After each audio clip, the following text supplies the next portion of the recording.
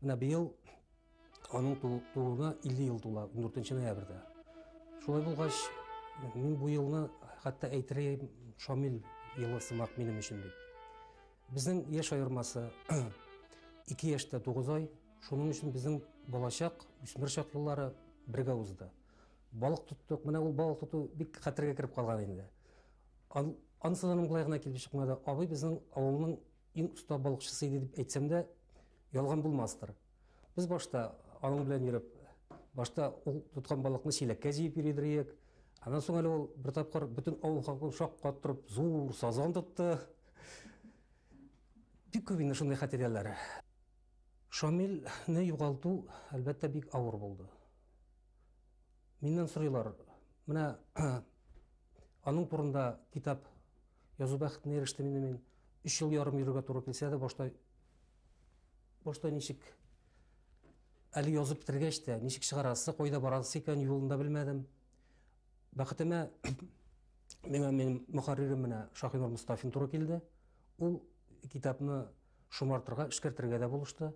Һәм ничек аны чыгарасы икән юлларын да күрсәтте. Ул белмәгән кеше өчен анысы да бик мөһим икән. Раиф Бариев минем яшьтәшем, аларга түгел әле без 48 еллар бер көнне дип әйтергә туганбыз. Һәм бер авылда дисәк дөрестә булар, бер безнең авылыбыз Арташ, Мамадыш районында булса, икенче безнеке Арташ шулай ук Саба районында. Шундый кызыклы тәңгәллек туры килде. Һәм бу шул тәңгәллек тә безне якынлаштырды ахрысы. Яшьтәшләр, рухташлар булгач инде ул шушы китапны карап чыкмасмы дип кулман торганнан соң, кул язма хәлендә. Мин бик рәхәтләнеп, дөресрәге тетрәнеп карап чыктым. Һәм булдырылганча бу китапның сезгә тамашачылар кулынан барып ирешү өчен булдырылганча бергәләп эшләдек дип әйтәсем килә. Ләкин төп аның Раиф Бариевның зур батырлыгы ул шушына аша үзенең чордашларын мәңгеләштереп кала. Ягъни туганның гына түгел, аның чордашы. Шул заманның бер гаҗәйп бер шәхсен мәңгеләштереп калу белән зур эшләде ул. Ул үзе дә сизмәстән үзенең туганына, якыннарына, һәммәсенә сүзләрдән һәйкәл куйды. Менә шуңа күрә бик әйтәсем килә аңа зур рәхмәтемне Раиф Бариевка. Һәм ул безнең арага чын мәгънәсендә менә дигән язучы килә. Мин бу сүзне курыкмыйча әйтәләм. Бу язучының каләме бар. Әле аның менә икенче китабы шушы көннәрдә табылан төшергә тора. Дөресрәге нәшрият әзерләнеп беткән инде. Һәм ул анда үзенең ничек күңелле дирек шагыйрь икәнлегендә, парчалар язу остасы икәнлегендә бик ачык чагылдырды җегетебез. Саба районы гомумән талантларга бай, менә алар сафына тагын бик тә үзенчәлекле, бик тә кызыклы шәхес Раиф Бариев килә. Инде аларның гаиләсенә килсәк, менә ул гаиләдә һәр кешенең үзенең урыны бар. Бу тормышта, яшәештә кайсыгын алсаң да талантлы, һәр өлкәдә. Шуңа күрә бик чинеп, бу гаиләне бик якын итеп, үз туганнарыбызга якын күреп калу иттем. Без үз умыр бала үскән кеше, умыр бала. Әтиәниләр, менә рухташлар, безнекеләр дә менә шулай гармунга җырга бик яраталар, җырны, гармунны, моңны дип әйтәсем килә. Шуңа күрә күрәсең безне якын айткан нәрсә менә шушы моңдыр. Моң һәм күңелдәге салау күпердер. Салау күпере белгәнегезчә 7 төс. 7 төсне бергә кушсаң, ак төс килеп чыга. Аклык. Менә шул аклык бар килеп тора. Бу Бариевлар нәселеннән дә аклык бар килеп тора. Алар бүтән төсләрне үзләренә туплаганнар, ләкин бирә кушсаң, аларның аклык хасил була, аклык. Бу салават күпере күңелләр белән күңелләрне, еллар белән елларны, гасырда белән гасырларны таштырачак күпер. Мин бу күпернең мәңге сүнмәсен, һәр вакыт бакып яшәүен телим.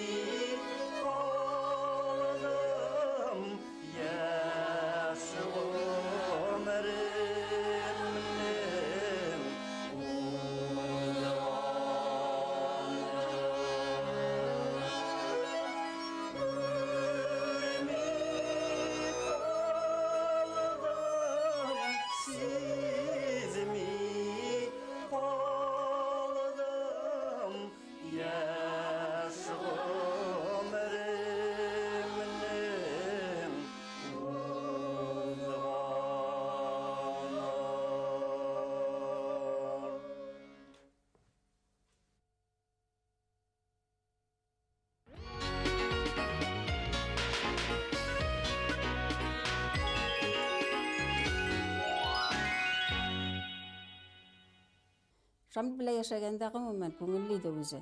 Ул һәрбер кешегә яктылык, яхшылык өләшеп бирүче кеше. Аның яхшылыгын бүлеп бирсәң, әллә ничә кешеләргә җитәрлек сыман тоеладыр.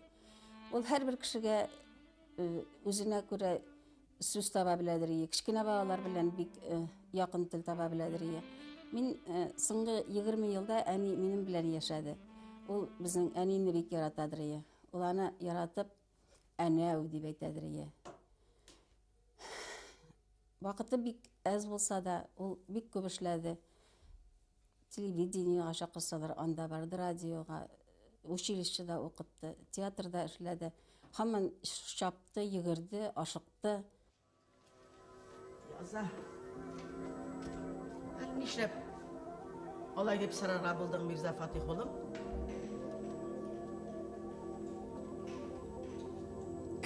Соң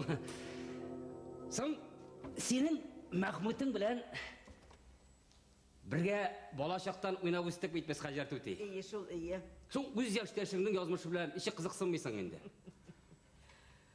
Тик менә синең Мәхмүтең авылны ташлап чыгып китте дә суга баткан кебек югалды. Соң ташлап чыгып китте дип инде киткән мәлләрендә бер кайтып китте бит ул. Аннан һаман язып та торды. Әле менә соңгы көннәрдә генә аның бер хәбәре дә юк. Туктале, Мирза Фатих улым, нишләп булай бик сәйр итеп сорашасың син? Юкла! Дөнья хәлен белеп булмый бит. Соң инде.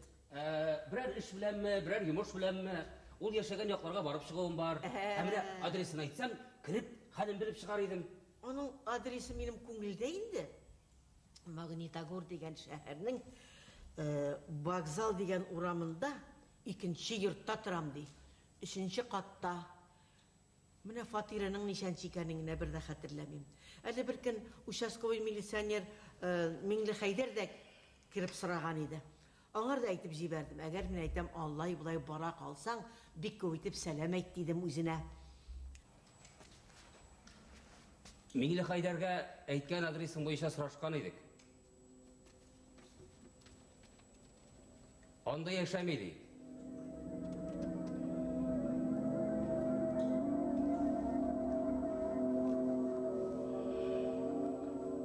Туган анасыннан да адресын яшермәсә...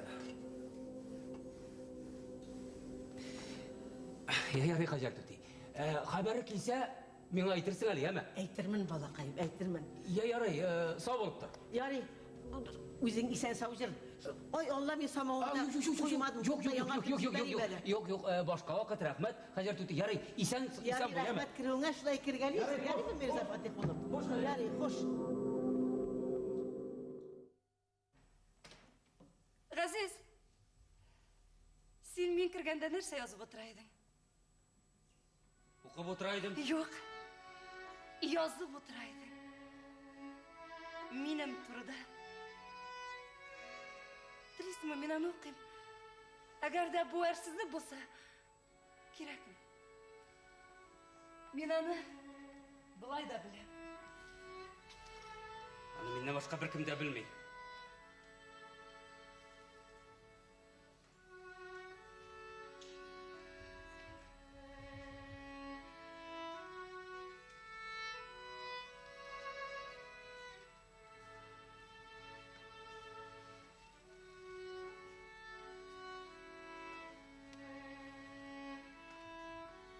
Газиз, моңа кадәр син кайда идең соң? Мин мәхәббәтемне аулагы сарайына өләшеп йөрмәдем. Бу чорда һаваның бераз салкын шарак булуы әйбәтрәк. Күп еллык тәҗрибәләргә караганда, язның иртә килүе, һаваның бераз үзгәреп торуы, бодай сабагына куркыныч түгел. Көләсеңме? Юк. Җылыйм, Газиз.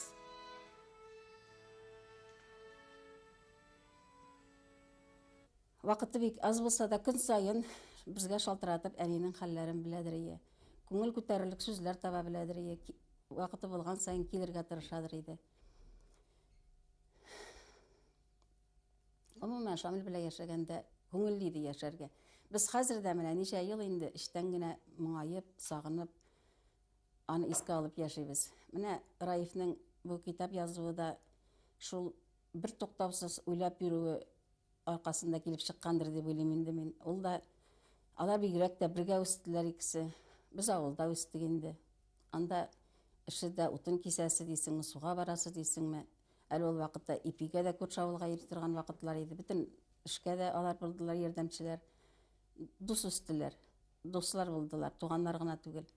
Менә рәхмәт инде Раиф аның истәлегенә шундый китап язып чыкты. Без аны җыламыйча гына укый да алмыйбыз. Аның иптәшләре, дуслары, танышлары аның турында шундый җылы сүзләр язганнар. Рәхмәт билгеле. Дөрес язганнар инде. Шундый иде Шамил. Менә быел Шамилгә 50 яшь була. Без аның инде юбилеен бәйрәм итәсе урынга шундый моңсу уйлар белән искә алырга мәҗбүр булабыз инде.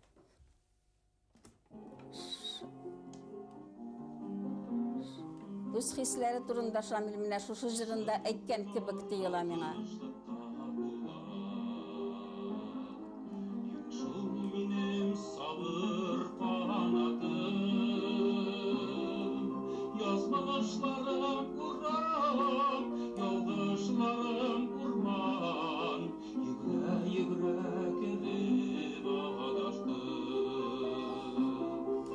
Yazmışlarım Kur'an, yalgızlarım Kur'an, yigre kelip adaştı.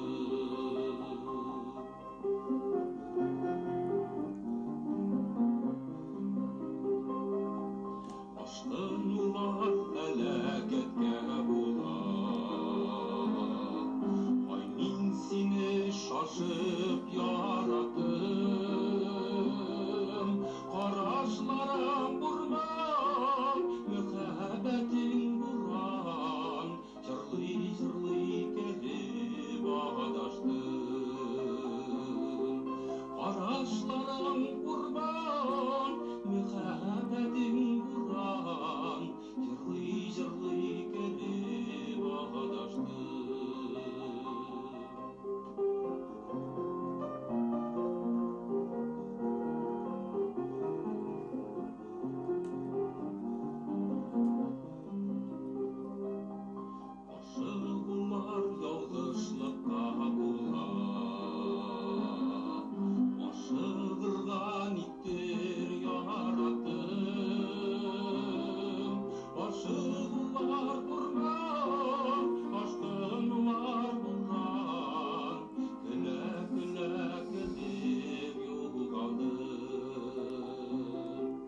Aşıklar kurban,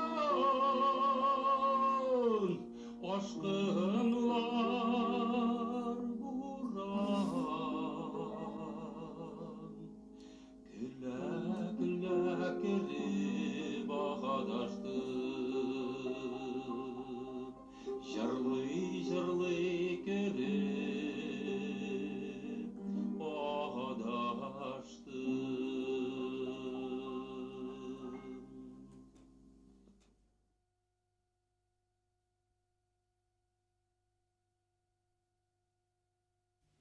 Дөресен айтып бирегез. Кім жіберді сізді менің үйімге? Сен бізге ышанмайсыңмын қалай?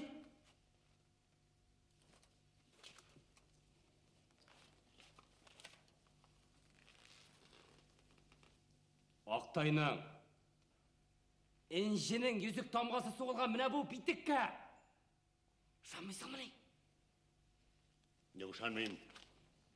Мен Болгарда қазір бір кімге де ышанмайым.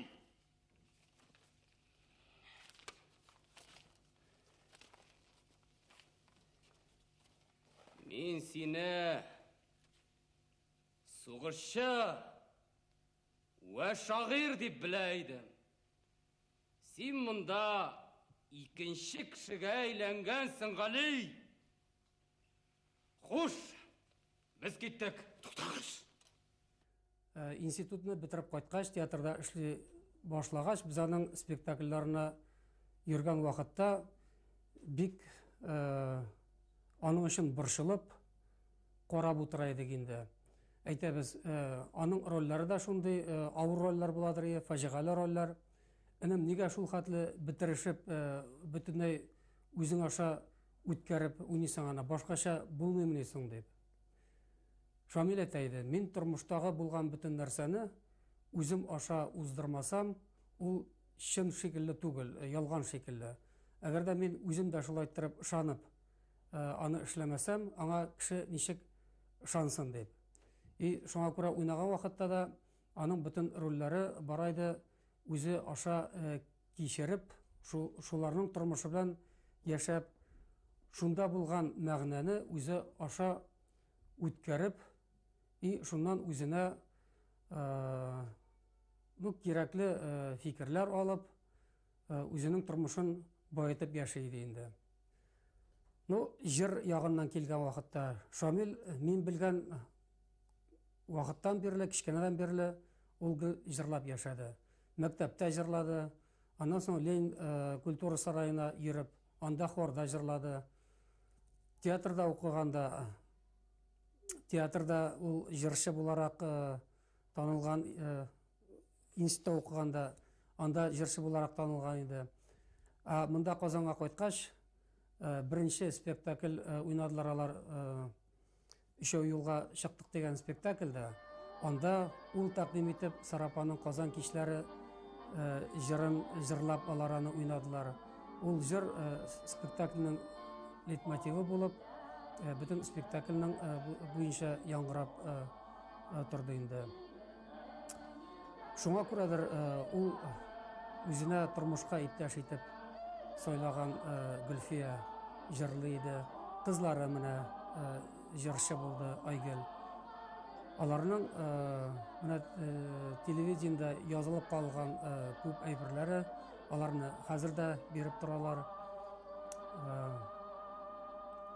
Без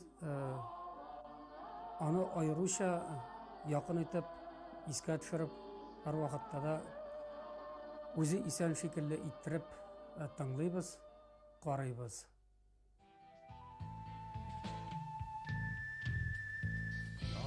Ел ишләре, керсез саф исләрле, гомергә бер җепкә бәйләде.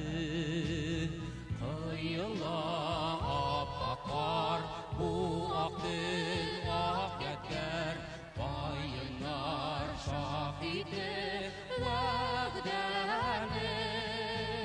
Яңа ел кичендә, аккарлар эчендә, адаштык, ахры без адаштык. Сихри ай нурында, мәхәббәт турында, изге вәгъдәләр алмашты. Сихри ай нурында, мәхәббәт турында, изге вәгъдәләр алмашты.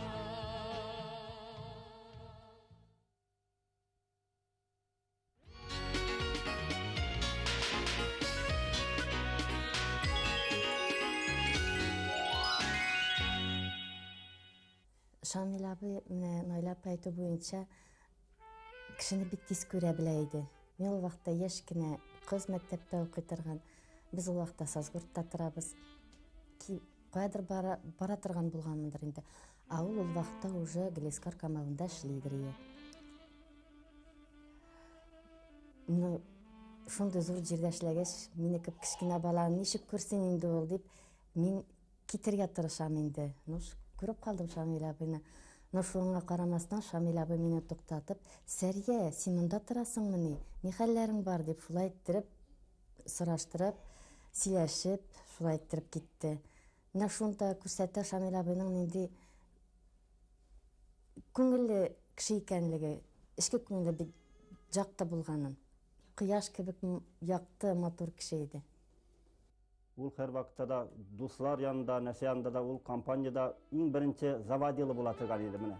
Şunday kişiler bini alıp barıcı kişiler bir ala bek sirek bola mene. Her bir kişiye de yüz taba turgan, her bir kişiye de jayın taba turgan mene kişiler. Alar turmuşta bek sirek bolalar andi kişiler.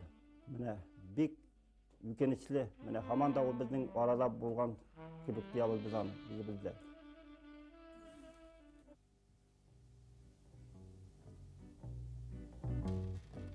Dostlarımdı kişi Сыңарdılar, Yozlarımdı kişi сыңарdılar, Gözlerimdi kişi soң baktılar, Sözlerimdi kişi yılattılar. Boş bulğanı eşit, Aramna koşulmağı eşit, Aramna aşıkkanı eşit, Yollarımna aşıkmağı eşit. Uylarımna La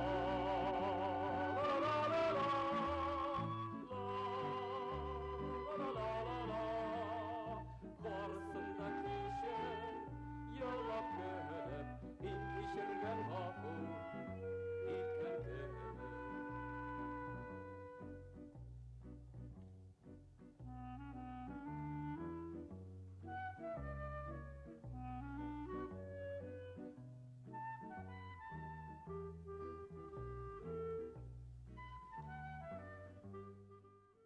Шамлабы негел искә алабыз. Biz үзебезнең балаларыбызга аның карточкаларын күрсәтеп, фильмнарын күрсәтеп, ул аның белән бергә җырлаган җырларны уйнап, җырлап искә алабыз.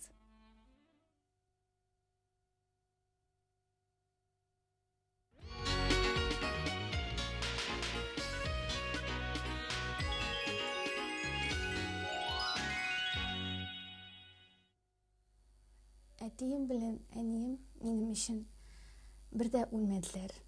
Алар исән. Алар һәр вакыт минем янымда. Безнең кызыбыз янында.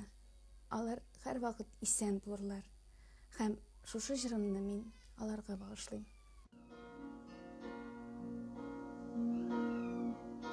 Әткәй бәгърем тагын сиңа килде.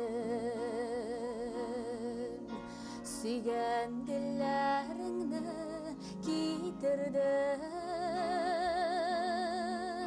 Син бит әткәй мине артык сөеп, шул гөлләрдәй назлап үстердең. Шул гөлләрдәй назлап үстердең. Син бит давыллар купса, үз күкрәген куеп капладың. Мин тормышта язлар гына тыеп, синең ышыгыңнан атладым. Синең ышыгыңнан атладым. Мин тормышта язлар гына тыеп, синең ышыгыңнан атладым. Синең ышыгыңнан атладым.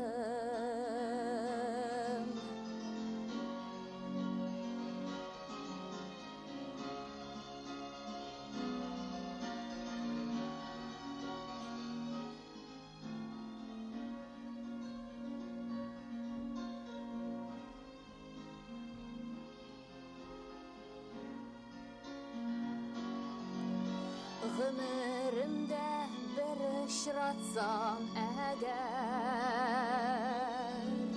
синдә яратканың баласын, әйтер идең артык иркәләмә. Уйлаганың ялгыз каласын, ялгыз каласын.